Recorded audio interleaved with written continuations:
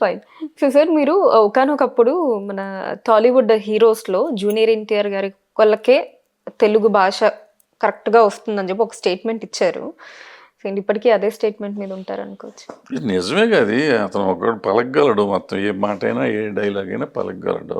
అంటే మిగిలిన వాళ్ళకి రాదని కాదు. మేజర్ ప్రాబ్లమ్ ఏంటంటే వాళ్ళంతా ఇంగ్లీష్ మీడియమ్స్ చదివి, లేకపోతే మెడ్రాస్‌లో ఉండి, ఆ ఇన్‌ఫ్లుయెన్స్ ఉండి అన్నీ చేయొచ్చని.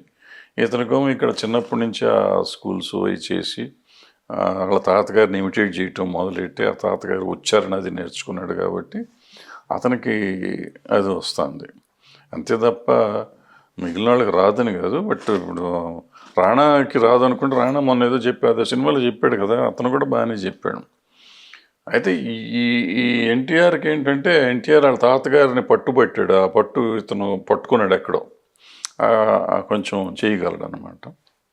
మనకేంటంటే రామారావు గారు అటువంటి డైలాగులన్నీ రామారావు గారితోనూ ఎస్వి రంగారావు గారితో విన్న రోజులు కాబట్టి మా బోటి వాళ్ళకి అతనే బాగున్నట్టు అనిపిస్తుంది. అది రైట్ అయ్యి ఉండొచ్చు, రాంగ్ అయ్యి ఉండొచ్చు. మిగతా వాళ్ళు కూడా ఇప్పుడు బాగానే చేస్తున్నారు, మంచి మంచి డైలాగులు బాగా చెప్తున్నారు.